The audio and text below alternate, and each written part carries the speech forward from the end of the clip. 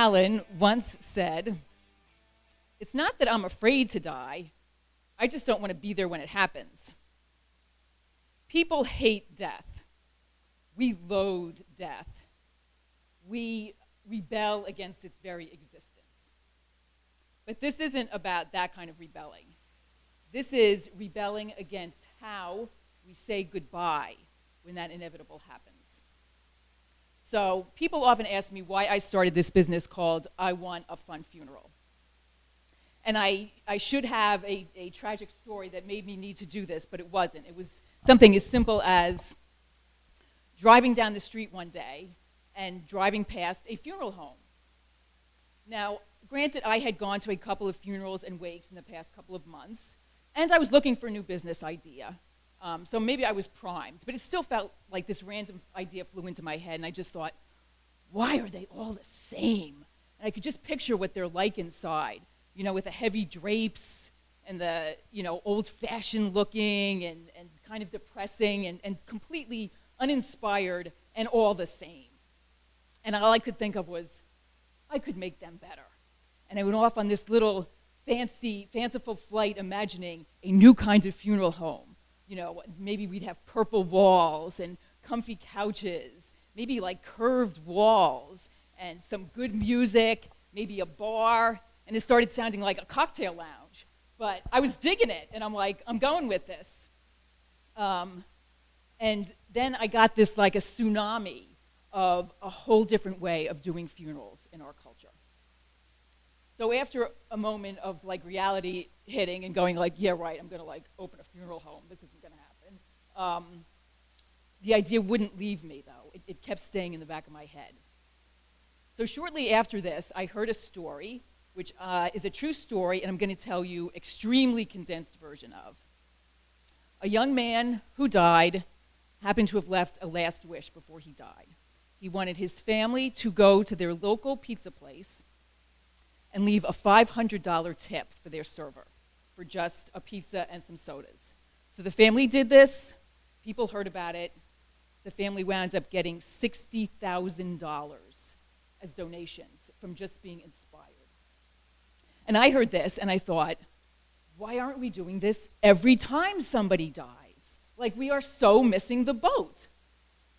In fact, I had a little bit of a jealousy because my dad had died just a few years before that, and I kind of felt like I would have done that for my dad if I had just thought about it.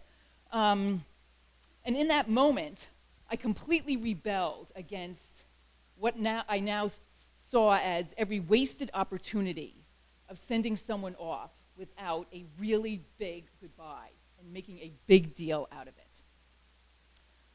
What is it we do? We spend a couple hours in a funeral home, maybe.